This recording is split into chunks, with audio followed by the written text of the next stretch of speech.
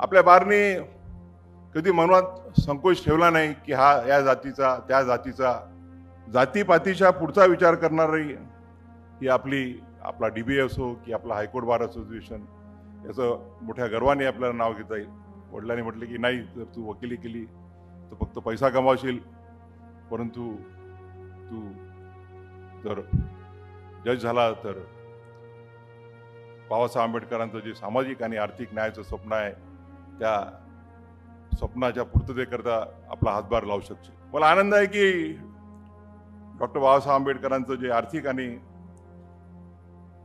सामाजिक समतेचं जे तत्व होतं त्या तत्वाला अनुषंगून मला कार्य करता आलं. आणि मला आनंद आहे की त्यावेळेला न्यायमूर्तीचं नाव आठवतं, जस्टिस CS धर्माधिकारी हे ते प्रिसाइडिंग सिनियर जज होते आणि त्यांच्या आदेशामुळे मला आनंद आहे की बेहतर समाजातला एक व्यक्ती पहिल्यांदा MBBSला त्याला ॲडमिशन मिळाली. आपल्या जरी भारताची राज्यघटना 1950 साली अस्तित्वात आली, खरं म्हणजे माझे वडील नेहमीच म्हणायचे की एक दिवस माझा मुलगा या देशाचा सरन्यायाधीश होईल. परंतु ॲट द सेम टाइम या विचाराचा नेहमीच आलेला आहे की भारतीय राज्यघटनेने आपल्या ज्या तिन्ही विंग्स आहेत, मग ती लेजिस्लेचर असो, एक्झिक्युटिव्ह असो, ज्युडिशरी असो, याच्या मर्यादा आखून दिलेल्या आहेत. कायदे करायचं काम कायदे मंडळाचं आहे, मग ती पार्लमेंट असो की विविध राज्यांच्या विधान मंडळ असो. डायरेक्टिव्ह प्रिन्सिपल आणि फंडामेंटल राईट्स याची सांगड घालून जे लाखो झोपड्यापट्ट्या, लाखो जे घरं आहेत झुडपी जंगलावरती, ते रेग्युलाइज करण्याचा आणि सेंट्रल गव्हर्नमेंटने ते रेग्युलाइज करताना विदाउट इन्सिस्टिंग ऑन NPV करण्याचे आदेश देता आले आणि लाखो लोकांना त्यांचा निवारा वाचवता आला. आज माझ्यासाठी खरं म्हणजे आजचा सत्कार महत्त्वाचा नाही, खरं तो सत्कार मी आपलाच आहे आणि आपण आपुलकीने जो एवढा भव्य दिव्य कार्यक्रम केला आहे त्याबद्दल मी आपलं अभिनंदन करतो. परंतु आज या दिनाचं औचित्य साधून आपण परमपूज्य डॉक्टर बाबासाहेब आंबेडकर यांच्या तैलचित्राचं जे अनावरण केलं, त्याचप्रमाणे भारतीय राज्यघटनेच्या प्रस्ताविकेचं प्रिएम्बलचं तिन्ही भाषामध्ये आपण जे लोकार्पण केलं ते माझ्याकरता अधिक जास्त महत्त्वाचं आहे. आपण सर्व जे कार्य करतो ते आपली भारतीय राज्यघटना, डॉक्टर बाबासाहेब आंबेडकर, त्याचप्रमाणे घटना समितीचे इतर सदस्य आणि कॉन्स्टिट्यूंट असेंब्लीचे सर्व सदस्य यांच्या मेहनतीतून जो दस्तावेज तयार झाला आणि आपल्या देशाचं भवितव्य उज्ज्वल राहावं याकरता या घटना समितीने जवळपास 2.5 वर्ष सांगोपांग चर्चा करून एक अभूतपूर्व अशी घटना आपल्या देशाला दिली. त्या देशाचं प्रास्ताविक, त्या घटनेचं प्रास्ताविक, ज्या प्रास्ताविकेत आपल्या घटनेचा पूर्ण मूलमंत्र उतरलेला आहे, त्या प्रास्ताविकेचं 3 भाषांमध्ये आपण आज उद्घाटन करून आपल्या सर्वांना अर्पण करत आहोत. ही अतिशय आनंदाची बाब आहे. खरं म्हणजे आपली घटना ही एक अभूतपूर्व अशी घटना आहे, राज्यघटना. आपल्या देशाच्या नागरिकांनी देशाकरता बनवलेली आणि आपण आपल्या स्वतःला दिलेली ही राज्यघटना आहे, हे आपल्या प्रस्ताविकेतून स्पष्ट होते. आपली राज्यघटना 4 तंत्रांवरती, जे मूल्य खंब आहेत त्या खंबांवरती मोठ्या भक्कमपणे उभी आहे. जस्टिस, न्याय, मग तो न्याय सामाजिक, आर्थिक आणि राजकीय, इक्वॅलिटी, समानता, equality of opportunity and status and liberty of thought expression, faith and belief and religion, आणि सर्वात महत्त्वाचं म्हणजे fraternity, while ensuring the dignity of the individuals and the unity and the integrity of the country. मला दुसरा आनंद होत आहे की आज माझ्या हस्ते आपण त्या पदापर्यंत पोहोचण्याची, जे पोहोचू शकलो ते भारतीय राज्यघटना आणि डॉक्टर बाबासाहेब आंबेडकरांचा विचार यामुळेच तिथे पोहोचू शकलो. आणि मला आनंद आहे की मी ज्यावेळेला 1984 साली वकिली केली सुरुवातीला मुंबईला, तोपर्यंत डॉक्टर बाबासाहेब आंबेडकरांचं तैलचित्र मुंबई उच्च न्यायालयामध्ये नव्हतं. आणि योगायोगानं मी वकिली चालू केली त्याच वर्षी वेस्टर्न इंडिया ॲडव्होकेट्स असोसिएशनची निवडणूक मित्रांच्या आग्रहाखातर लढलो आणि एक्झिक्युटिव्ह कमिटीवरती निवडून आलो. आणि पहिलं आम्ही कुठलं काम केलं असेल तर तो मुख्य हॉल आहे, रूम नंबर 36, त्या हॉलमध्ये डॉक्टर बाबासाहेब आंबेडकरांचं मी तैलचित्र अर्पण केलं आणि त्या तैलचित्राचं उद्घाटन 1985 साली करता आलं. त्यानंतर ज्यावेळेला मी नागपूर खंडपीठाचा प्रशासकीय न्यायमूर्ती होतो, त्यावेळेला नागपूरच्या वकिलांनी आणि त्याचप्रमाणे न्यायालयीन कर्मचारी जे हायकोर्टात होते त्या सर्वांनी कॉन्ट्रीब्यूट करून बाबासाहेब आंबेडकरांचं एक भव्य दिव्य असं जे तैलचित्र आहे, आपण जेव्हा आपला जो मेन भाग आहे हायकोर्टाचा आणि तिथून त्या पायऱ्यांवरनं आपण ज्यावेळेला हायकोर्टामध्ये प्रवेश करतो त्यावेळेला आपल्याला सर्वांना आपल्यासमोर बाबासाहेब आंबेडकरांचं एक भव्य असं तैलचित्र दिसतं. त्याचं अनावरण करण्याची आणि त्या तैलचित्राच्या स्थापनेमध्ये मला सहभाग करण्याची संधी मिळाली, हे मी माझं दुसरं भाग्य समजतो. आणि त्याच डॉक्टर बाबासाहेब आंबेडकरांचा जो पुतळा आहे, तो पुतळा डॉक्टर बाबासाहेब आंबेडकरांचा त्यांच्या वकिली वेशामधला जो पुतळा आहे, त्या पुतळ्याच्या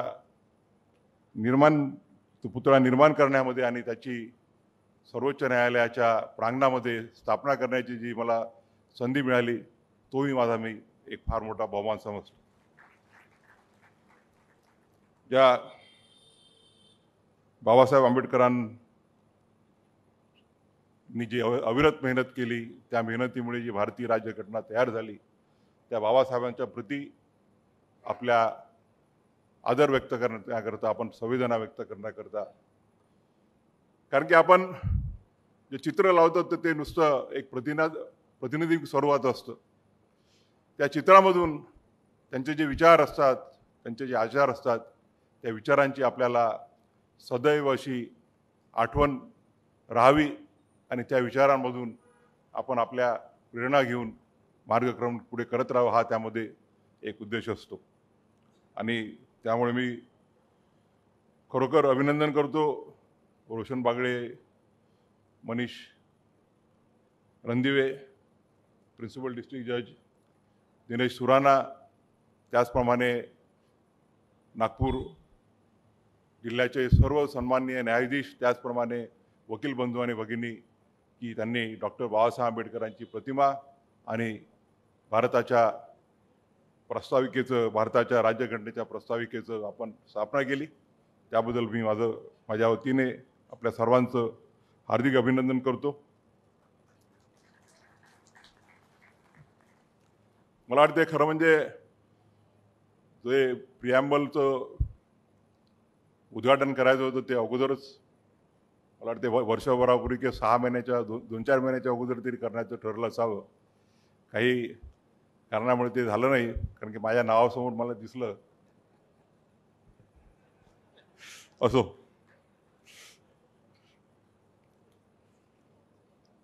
नागपूर डिस्ट्रिक्ट कोर्टला फार मोठी अशी परंपरा लाभलेली आहे. या कोर्टाने या देशाला मोठमोठे वकील, मोठमोठे विद्वान दिलेले आहेत, मग ते भैयासाहेब M.R. बोबडे असो, की ज्यांच्याबद्दल जस्टिस हिदायतुल्ला यांनी माय ओन बॉसवेलमध्ये म्हटलं आहे, एक त्यांनी पूर्ण चॅप्टर भैयासाहेब बोबडेंवरती त्यांनी अर्पण केला आहे. ते म्हणाले की I have seen the greatest of the lawyers at Nagpur, the doyens of the bar, but undoubtedly the greatest among them was M.R. Bobde. त्यानंतर तीच परंपरा भाऊसाहेब बोबडे, त्यानंतर शरद बोबडे, आणि दुसरं एक मोठं व्यक्तिमत्व या बारनी आपल्याला, जुने लोक तर खूप आहेत, त्याबद्दल आपल्या इतिहासात लिहिलेलं आहे, परंतु आजही त्या दोन वकिलांबद्दल पूर्ण देशामध्ये आदराने नाव घेतलं जातं, ते म्हणजे भाऊसाहेब बोबडे आणि V.R. मनोहर. हे दोन वकील या नागपूरने या देशाला दिलेली गिफ्ट आहे. दोघांमध्ये जर कम्पेअर केलं तर आपण पाहतो की बराच डिफरन्स येईल, परंतु एक मात्र कॉमन सूत्र म्हणजे की दोघंही अतिशय विद्वान असे कायदे पंडित आहेत. भाऊसाहेब गेले, मनोहर साहेब आहेत, आणि त्यांच्या विचारांनी, त्यांच्या कार्याने, त्यांच्याकडे बघून असे अनेक सिनियर काउन्सिल आहेत, मोठमोठे वकील आहेत, की त्यांच्या कार्याकडे बघून आपण प्रेरणा घेत गेलो, आम्ही प्रेरणा घेत गेलो आणि आमच्या वकिलीमध्ये यशस्वी झालो. त्यानंतर ज्युडिशरीमध्ये काम करता आलं. नागपूर डिस्ट्रिक्ट कोर्टाच्या बऱ्याचशा आठवणी आहेत. मी जरी प्रामुख्याने हायकोर्टात वकिली करत असलो तरी सुरुवातीपासून डिस्ट्रिक्ट बार असोसिएशनचा मेंबर होतो आणि काही केसेस करता मी इथे यायचो. वाटते बहुतांश केसेसमध्ये माझ्यासोबत नितीन सांबरे होते, आणि जरी रेग्युलरली डिस्ट्रिक्ट बार असोसिएशनमध्ये प्रॅक्टिस करत नव्हतो तरी इलेक्शनच्या वेळेला मात्र आम्ही पूर्ण वेळ ॲक्टिव्ह राहायचो. मिश्राजी बसलेले आहेत. मिश्राजींना एकदा आम्ही पाठिंबा देऊन DBAचं अध्यक्ष बनवलं, पण ज्यावेळेला ते हायकोर्टात उभे राहिले त्यावेळेला त्याच मिश्राजींना विरोध करून पाडलंय. हे सगळं नागपूर खरं म्हणजे त्या अर्थानं आपण जर विचार करायला गेलो तर खऱ्या अर्थानं एक सेक्युलर असा बार आपला आहे. आपल्या बारनी कधी मनात संकोच ठेवला नाही की हा या जातीचा, त्या जातीचा, आणि म्हणून या DBAचे अध्यक्ष अल्पसंख्याक मुस्लिम समाज असो किंवा अजून समाजाचे असो तेही होऊ शकले, आणि रोशन बागडेंच्या रूपाने या DBAला पहिल्यांदा एक मागासवर्गीय अध्यक्ष लाभला. आणि असं नाही की मागासवर्गीय वकिलांची संख्या खूप जास्त आहे की त्यांना नुसतं त्या वकिलांच्या भरोशावरती ते निवडून आले असते, परंतु सर्वांच्या पाठिंब्यानं, सर्वांच्या प्रेमामुळे ते या पदावरती आरूढ झाले. आपण बघतो की अनेक ज्या कुठल्या समजा समाजाचे 200, 400, 500 वकील असतील, त्याही समाजाचे वकील या बारचे अध्यक्ष झालेले आहेत, सेक्रेटरी झालेले आहेत, आणि जातीपातीच्या पुढचा विचार करणारी ही आपला DBA असो की आपला हायकोर्ट बार असोसिएशन, याचं मोठ्या गर्वाने आपल्याला नाव घेता येईल. मग ते शेगावच्या PIL मध्ये मुस्लिम समाजाचे फिरदौस मिर्झा असो किंवा समजा कुठला मुस्लिम समाजाचा प्रश्न असला तर त्याकरता दुसऱ्या हिंदू समाजाच्या वकिलांनी आपण काम केलेलं बघितलेलं आहे.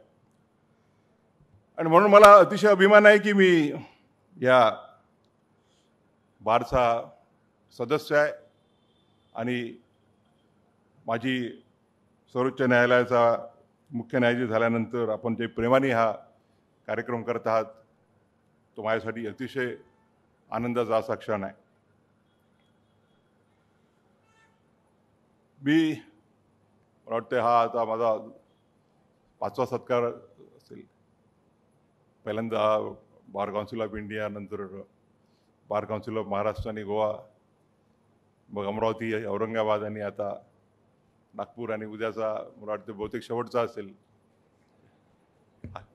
High court bar असोसिएशनचा. कारण की मी ठरवलेलं आहे की मी ज्या असोसिएशनचा मेंबर होतो आणि जिथं जिथं मी काम केलं आहे त्याशिवाय मी कुठलेही सत्कार स्वीकारणार नाही.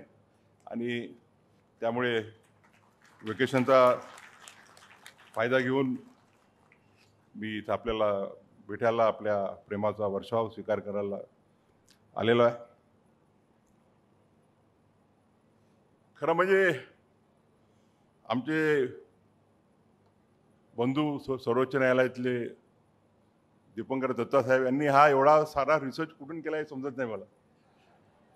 कारण बऱ्याचशा गोष्टी त्यांनी आज अशा सांगितल्या की ज्या फक्त मलाच माहीत होत्या आणि माझ्याही स्मरणातून निघून गेल्या होत्या.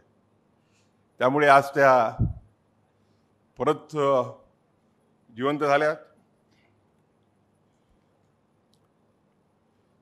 मी दीपंकर भाईंनी सांगितल्याप्रमाणे माझी जडणघडण ही आईवडिलांच्या संस्कारातून झाली. वडिलांनी अतिशय कमी वयामध्ये बाबासाहेबांच्या चळवळीत स्वतःला झोकून घेतलं आणि त्यामुळे त्यांची वकील बनण्याची इच्छा जरी होती तरी ते LLB होऊ शकले नाही.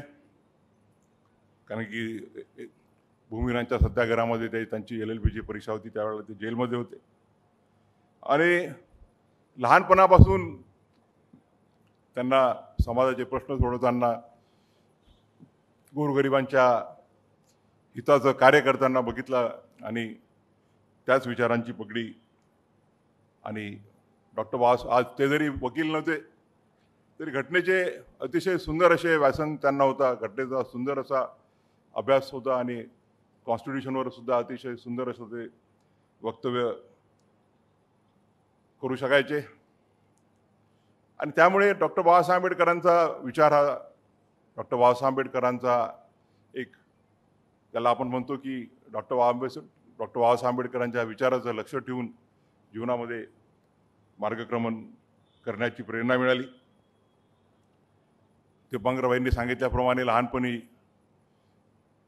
वडील राजकारणात असल्यामुळे खूप सारे लोक यायचे आणि त्यावेळेला शिक्षणाच्या सवलती सगळीकडे उपलब्ध नव्हत्या.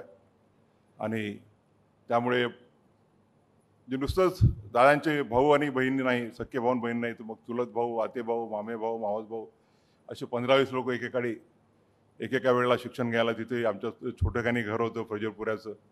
त्या 2-3 खोल्यांच्या घरामध्ये सगळे राहायचे. आणि त्या सगळ्यांचा स्वयंपाक आई आणि आमच्या छोट्या आत्याबाई होत्या त्या करायचे. आणि दीपंकरबाईंनी सांगितल्याप्रमाणे मी थोडीफार कधी कधी मदत करायचो. त्यामुळे मेहनत करण्याची, कष्ट करण्याची आणि सामाजिक विचार करण्याची जी जडणघडण आहे ती या संगोपनात आहे.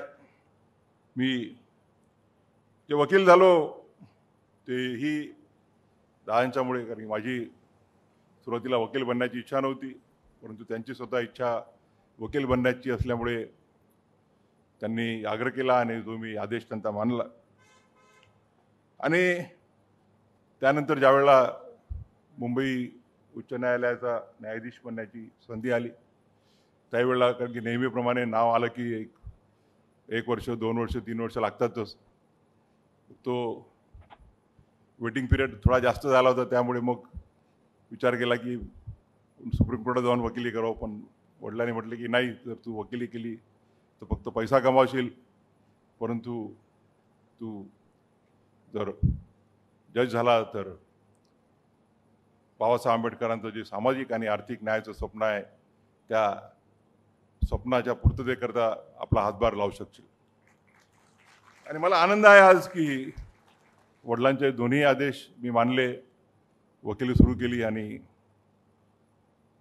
जज झालो. वकिलीच्या कालखंडात आणि न्यायदानाच्या कालखंडात मला आनंद आहे की डॉक्टर बाबासाहेब आंबेडकरांचं जे आर्थिक आणि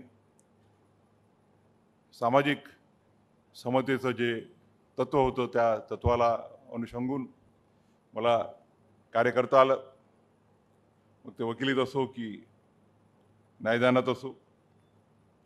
मगाशी दीपंकर दत्ता साहेबांनी उल्लेख केला की जे माझे वडील दादासाहेब गवई आहेत, त्यांच्याबरोबर आरमुगम साहेब आणि दादासाहेब कुंभारे या तिघांनी दिल्लीला आमरण उपोषण सुरू केलं होतं की जे धर्मांतरित बौद्ध आहेत त्यांना सवलती मिळाव्या.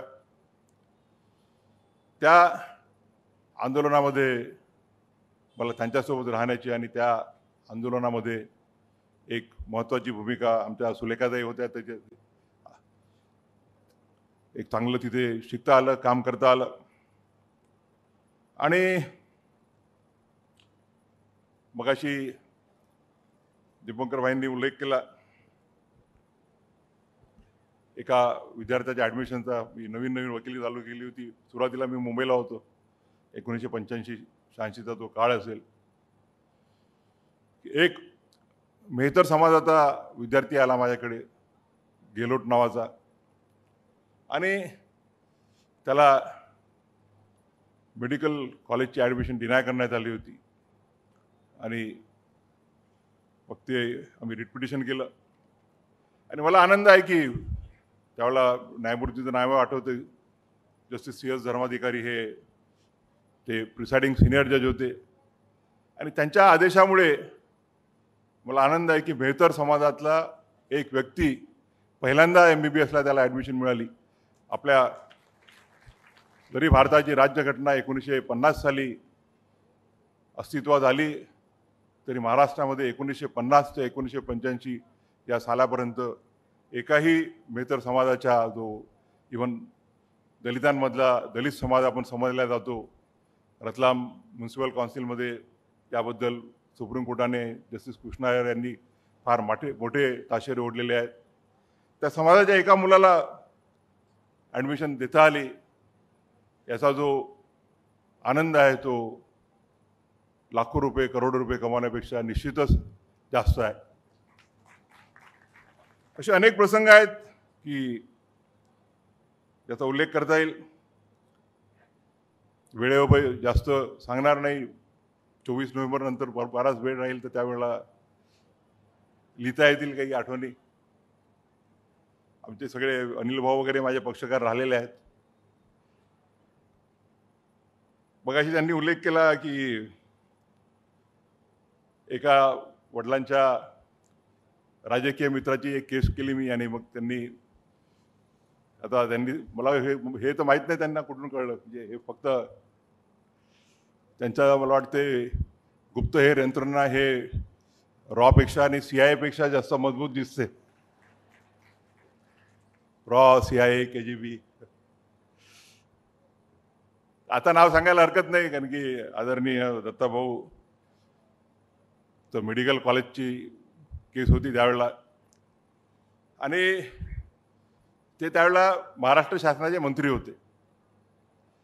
आणि ते म्हणाले की हे मला वाटतं बहुतेक कोलिशन गव्हर्नमेंटच होतं. तर ते म्हणाले की नाही, माझ्या संस्थेवरती अन्याय होतो आहे, नगरयुवक शिक्षण संस्था, आणि आपल्याला कोर्टात जावंच लागेल मेडिकल कॉलेजसाठी. आणि मला वाटतं that must B one of the rarest instances की राज्याचा मंत्री राज्य शासनाच्या विरुद्ध पिटिशन दाखल करतो. कारण की त्यांनी स्वतः नगरयुवक शिक्षण संस्था थ्रू प्रेसिडेंट श्री दत्ता मेघे असं पिटिशन दाखल केलं होतं. योगायोगानं तेही धर्माधिकारी साहेबांपुढेच लागलं होतं. आणि धर्माधिकारी साहेबांनी विचारले की असं कसं की एक मंत्रीच आपल्या सरकारविरुद्ध पिटिशन दाखल करतो आहे. त्यांना उत्तर दिलं की म्हटलं they are in different capacities. मंत्री म्हणून ते शासनाचे एक भाग असतील, परंतु एका शिक्षण संस्थेचे पदाधिकारी या नात्याने त्या शिक्षण संस्थेला जर आपल्यावरती अन्याय होत असेल तर न्याय मागण्याचा हक्क आहे. धर्माधिकारी साहेबांनी त्यावेळेला आमच्या बाजूने निर्णय दिला. असे अनेक उदाहरणं आहेत. ती त्यांनी मोठ्या लीडरबद्दल कुठून माहिती काढली हे तर मला बुचकळ्यातच पडलो मी, कारण की हे फक्त मलाच माहिती आहे. की नगरमध्ये श्रीगोंद्याला कोर्टाचं उद्घाटन तिथे करणार होतो मी. त्यावेळेला वकील नव्हतो. आय हॅड बिकम अ जज by then. That must be around 2008-9. आणि बबनराव पाचपुते त्या जिल्ह्याचे पालकमंत्री होते आणि पालकमंत्री या नात्यानं त्यांना तिथे निमंत्रित करण्यात आलं. पण त्याच वेळेला त्यांना आदरणीय पवार साहेबांच्या सोबत एक कार्यक्रम कुठेतरी अटेंड करायचा होता आणि ते थोडे द्विधा मनस्थितीत होते की काय करायचं. इकडे आपल्या पक्षाचे मोठे नेते कार्यक्रमाला त्यांनी बोलावलं आणि एकाकडे या जिल्ह्याचा पालक न्यायमूर्ती येऊन बिल्डिंगचं उद्घाटन करणार आहे. त्यांनी पाचपुते साहेबांना सांगितलं की तू माझ्या कार्यक्रमाला नाही आलं तरी चालेल, पण तू गवई साहेबांच्या कार्यक्रमाला निश्चित जा, कारण की एक दिवस हा मुलगा या देशाचा मुख्य न्यायमूर्ती होईल. खरं म्हणजे माझे वडील नेहमीच म्हणायचे की एक दिवस माझा मुलगा या देशाचा सरन्यायाधीश होईल.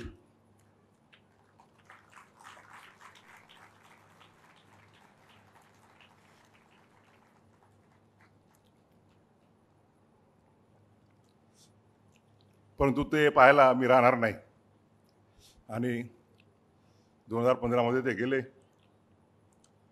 आज त्यांची अनुपस्थिती प्रकर्षाने जाणवते. पण मला आनंद आहे की आज माझी आई हा प्रसंग पाहण्यासाठी आणि आशीर्वाद देण्यासाठी उभी आहे. नागपूर डिस्ट्रिक्ट कोर्टाच्या अनेक अशा आठवणी आहेत. वाटतं एकदा काही थोडं जरा सिरियस झालं म्हणून लायटर मोडमध्ये येतो. हेमा मालिनीच्या विरुद्ध 138ची केस झाली होती दाखल इथे आणि त्यात पक्षकार दुसऱ्या साईडने कोण होते सांगणार नाही, ते नागपूरचे आहेत. बऱ्याच वकिलांना माहीत असेल ते. आणि हेमा मालिनी त्यांनी त्यांचं वकीलपत्र मला आणि बोबडे साहेबांना दिलं आणि आम्ही डिस्ट्रिक्ट कोर्टाची दगडी बिल्डिंग होती. हेमा मालिनी तिथं त्यांना कोर्टाने उपस्थित आदेश दिले होते आणि हेमा मालिनीला पाहायसाठी एवढी सारी प्रचंड गर्दी झाली होती दगडी बिल्डिंगच्या एका कोर्ट हॉलमध्ये. आणि ते खरं म्हणजे 138चं मॅटर होतं आणि त्यावेळेला आमचे मित्र होते सरकारी वकील, मिश्राजींचे मित्र आणि आमचेही मित्र, आमच्या अमरावतीचे जुगलकिशोर गिल्डा उपस्थित आहेत की नाही माहीत नाही. आणि तेच सरकारी वकील होते गव्हर्नमेंट हायकोर्टामध्ये. पण ते ह्या केसमध्ये सरकारचा काहीही संबंध नसताना ते अपियर झाले आणि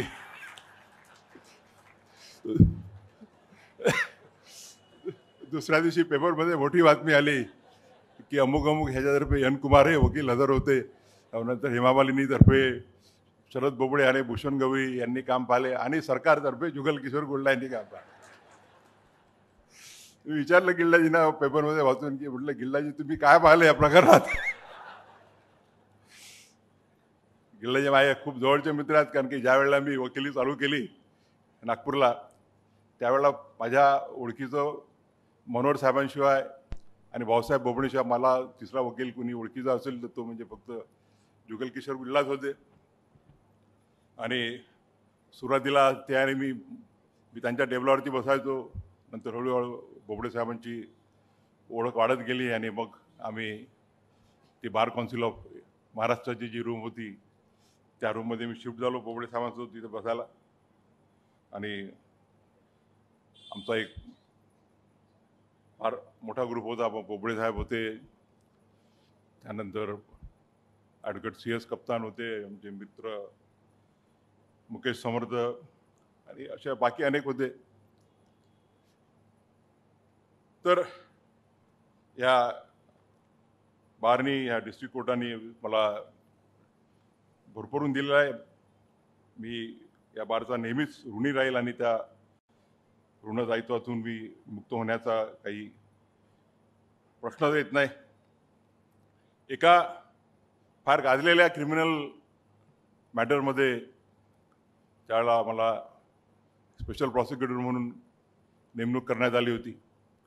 1992-93चा तो कालखंड होता.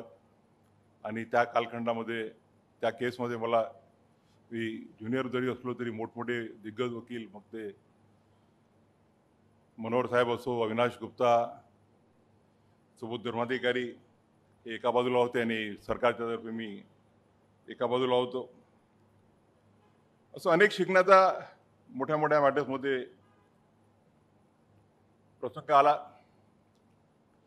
परंतु वकील म्हणून मी माझ्या दृष्टीने जर सर्वात महत्त्वाचं जर कुठलं एक कार्य करता आलं असेल मला, तर ते म्हणजे मगाशीच मला मी ज्यावेळेला येत होतो तर माझं ते ऑक्सफर्डमधलं कोणीतरी भाषण वाचलं की judicial activism is bound to stay and it is necessary for upholding the constitution and upholding the rights of the citizens. परंतु ॲट द सेम टाइम या विचाराचा नेहमीच आलेला आहे की भारतीय राज्यघटनेने आपल्या ज्या तिन्ही विंग्स आहेत, मग ती लेजिस्लेचर असो, एक्झिक्युटिव्ह असो, ज्युडिशरी असो, याच्या मर्यादा आखून दिलेल्या आहेत.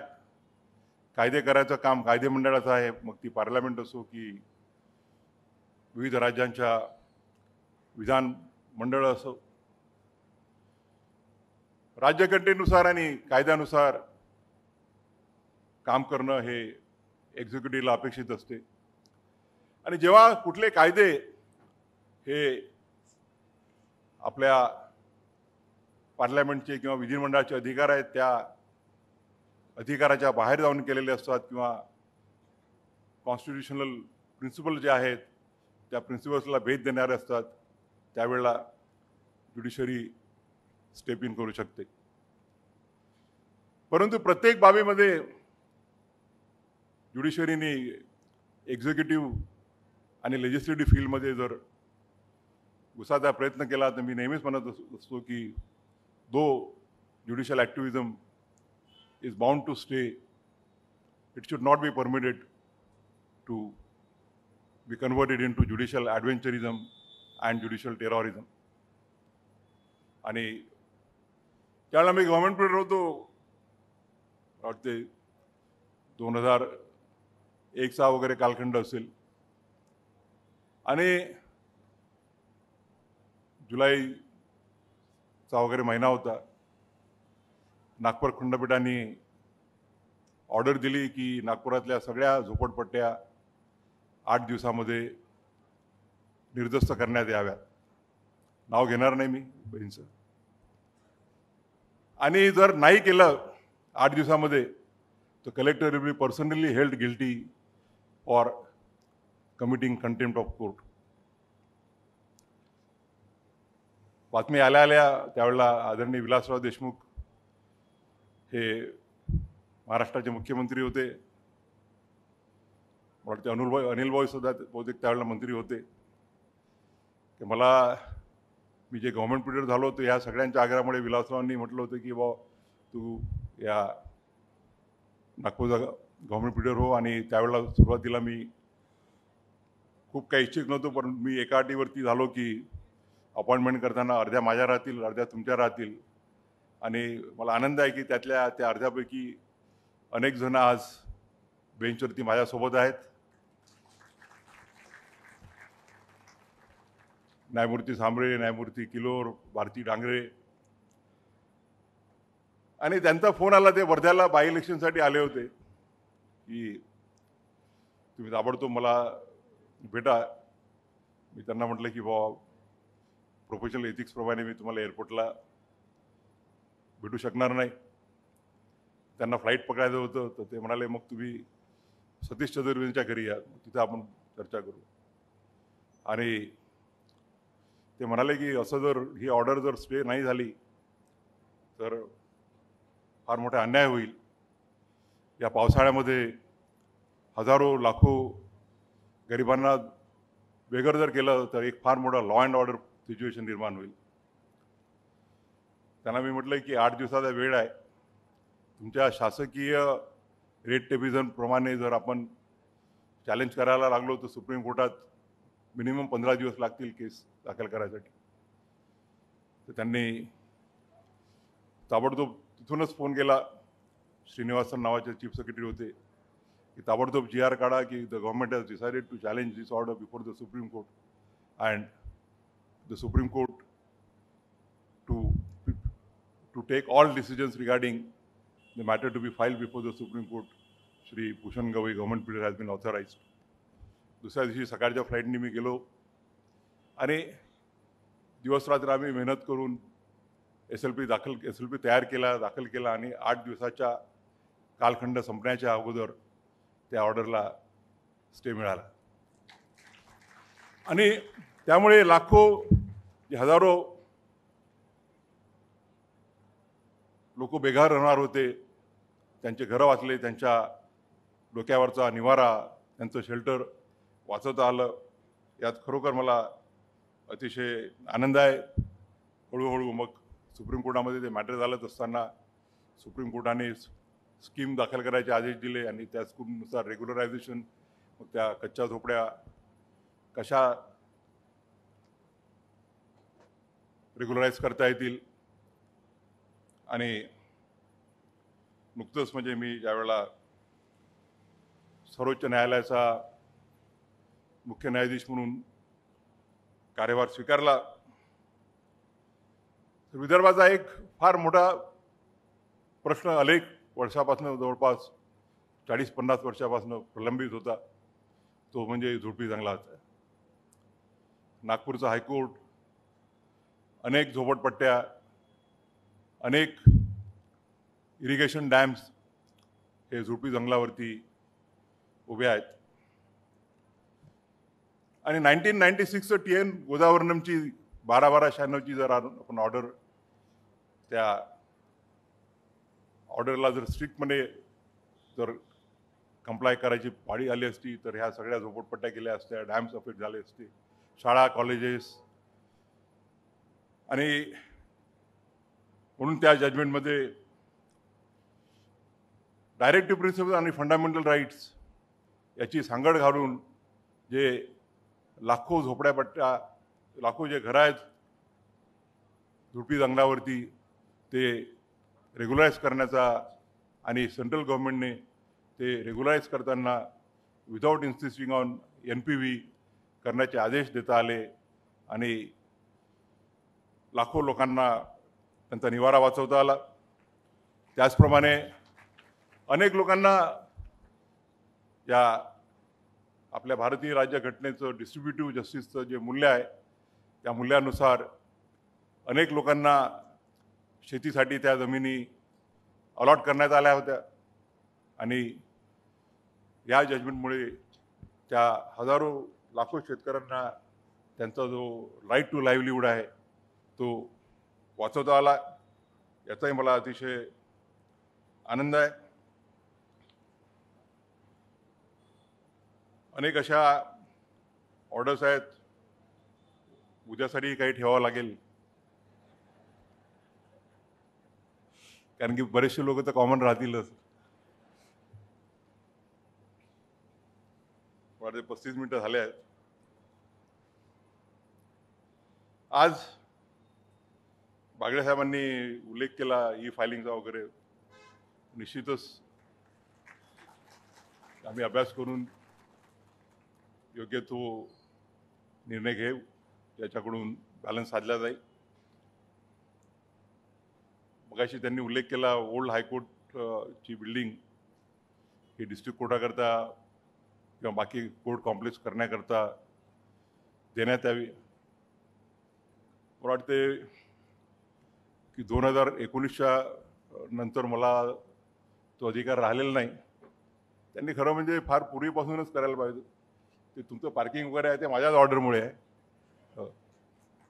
आणि पार्किंगचं कॉर्पोरेशनला ऑर्डर्स देऊन ती जमिनीवर भराव टाकून ते पार्किंग करता कसं योग्य करता येईल. मला वाटतं फिरतोच बहुतेक PIL वकील आहेत त्याचे.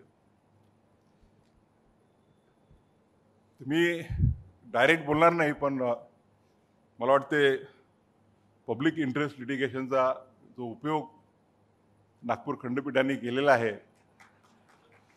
ते मला वाटते रोशन बागडेंना त्याचा विसर पडलेला दिसते.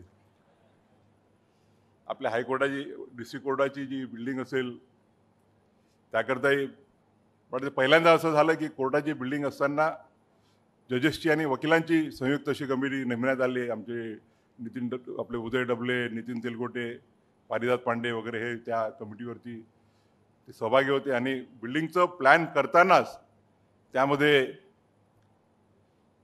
कसं नियोजन असावं की वकिलांसोबत जजेससोबत वकील आणि पक्षकार याला सुद्धा सुविधा उपलब्ध झाल्या पाहिजेत, तशा करण्यात आल्या.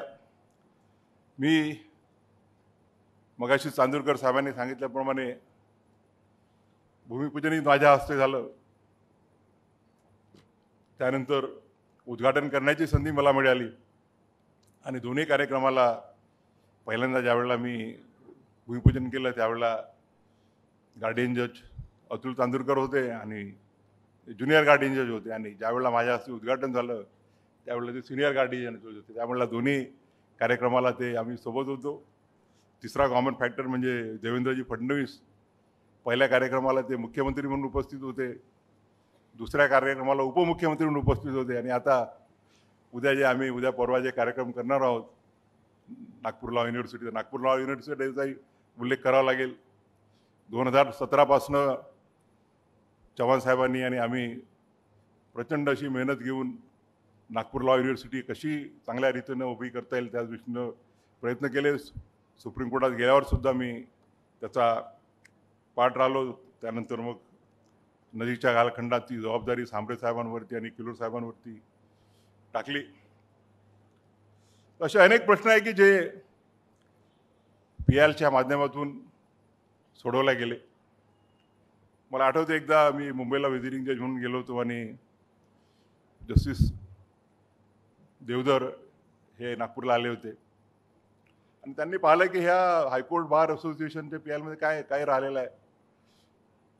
तर ते म्हणाले यात काय nothing survive in this matter, will dispose it of. पण सुधीर पुराणिकांचा फोन आला की म्हणे भूषण ऐसा है कि वो तो कल डिसमिस करने वाले हैं, तो प्रॉब्लम हो जाएगा. मी देवधर साहब ने फोन केला रात्री, म्हटलं देवधर साहब ऐसा कैसा कर रहे हैं आप, वो PIL है पेंडिंग, इसकी वजह से हमारे काफ़ी प्रॉब्लम्स, हम उसको it is one of such PILs like TN Godavarman की which should never come to an end.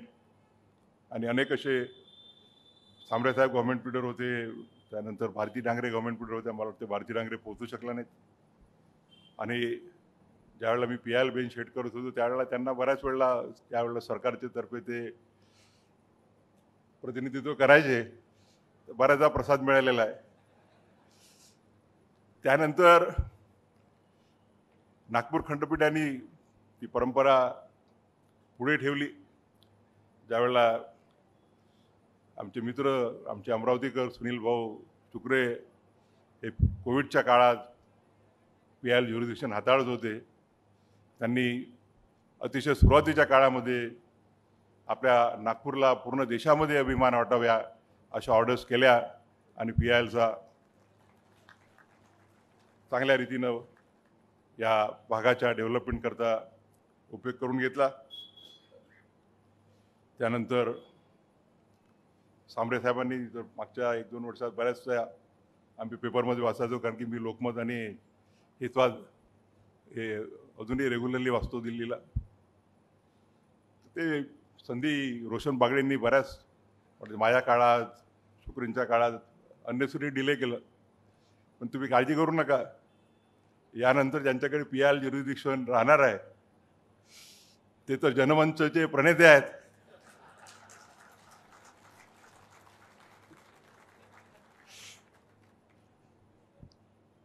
नागपूरच्या हायकोर्टाची 5 एकरची जागा आम्ही कशी मिळवली हे सगळ्यांना माहीत आहे. जास्त बोलणं बरोबर नाही, मर्यादेचं उल्लंघन होईल. डांगरे मॅडम गव्हर्नमेंट पीरियड होत्या त्यावेळेला आणि स्वाधीन क्षत्रिय चीफ सेक्रेटरी होते. याच्यापुढे उल्लेख करणार नाही. देवेंद्र जी आहेत आमचे ते पॉझिटिव्ह राहतात. त्यामुळे एवढ्या हिंट्सवरती आपण पुढे जाल आणि आपले प्रश्न निश्चितच पूर्ण होतील. माझा मी मगाच उल्लेख केल्याप्रमाणे नागपूरशी वकिलीचं ठीक आहे, पण तसाही माझा जिव्हाळ्याचा संबंध राहिलेला आहे. लहानपणापासून वडिलांसोबत दीक्षाभूमीला जो धर्म परिवर्तनाचा सोहळा होतो तो दरवर्षी दादांसोबत आईसोबत आम्ही हजर राहायचो.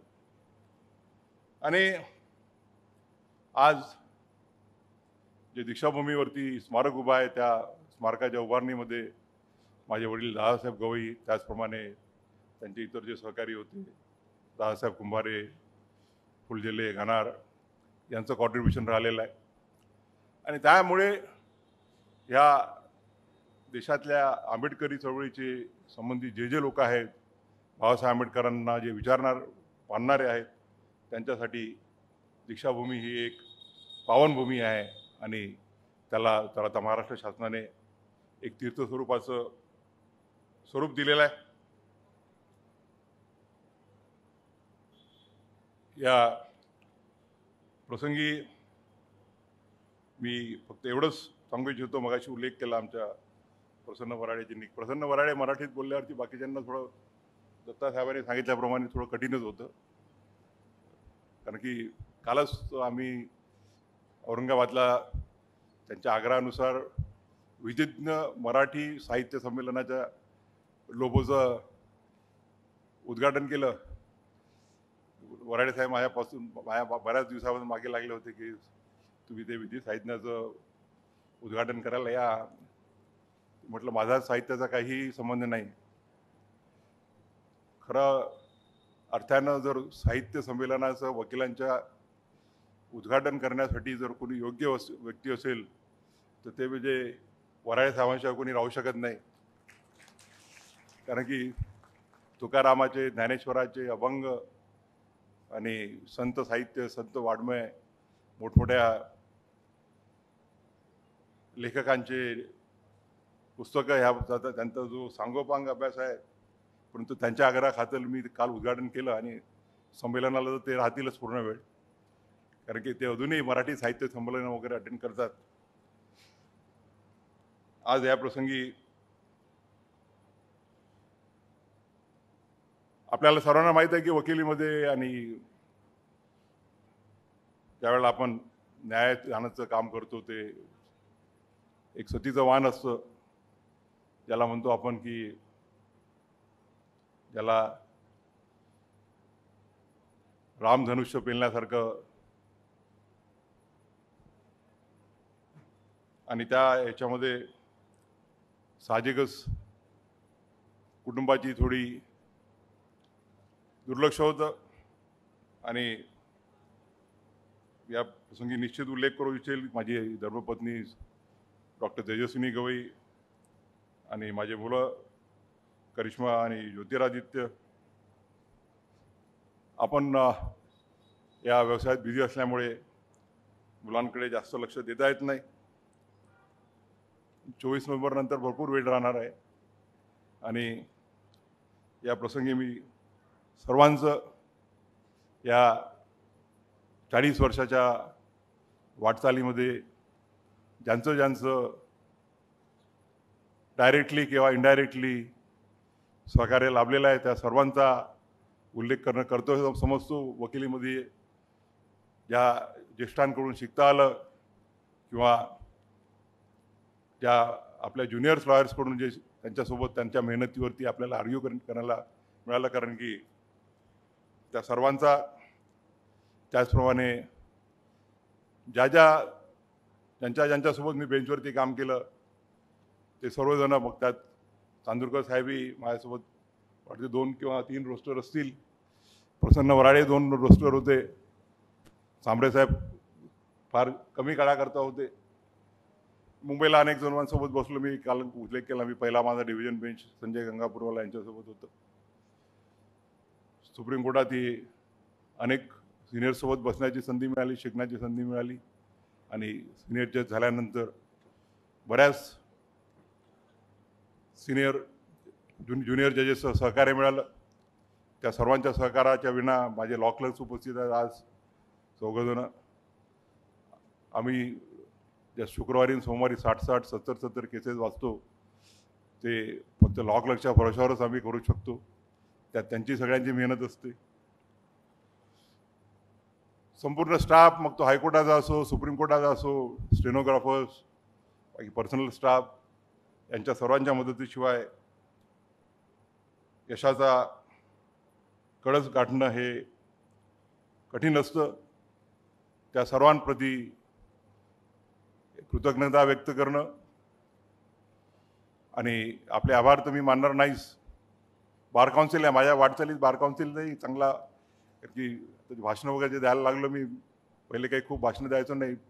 दीपंकर दत्ता साहेब म्हणाले की natural choice would have been politics. 1990पर्यंत तो होता मार्ग, परंतु आयुष्यामध्येही काही अपघात घडत असतात, काही वाईट असतात, काही चांगले असतात. माझ्यासाठी चांगला अपघात नियतीने घडवून आणला आणि तो मार्ग सोडून मग वकिलीत लागलो. आणि मला वाटतं तो माझ्या दृष्टीनं सर्वात महत्त्वाचा असा निर्णय होता, जसा वडिलांचे निर्णय होते वकिली करण्याचा आणि जजशिप ॲक्सेप्ट करण्याचा. त्यामुळे या प्रसंगी ज्या ज्या सर्वांचं माझ्या आयुष्यामध्ये योगदान राहिलेलं आहे, माझ्या वाटचालीमध्ये योगदान राहिलेलं आहे, आणि त्यात निश्चितच नागपूर जिल्हा वकील संघटनेचं अतिशय मोलाचं योगदान राहिलेलं आहे. त्या योगदानाबद्दल मी आपले आभार मानणार नाही. मी आपलं फक्त ऋणदायित्व व्यक्त करतो आणि आपल्या ऋणातच, आपल्या प्रेमाच्या वर्षावतच राहण्याचा जास्त आनंद आहे आभार मानण्याच्या औपचारिकपेक्षा. धन्यवाद.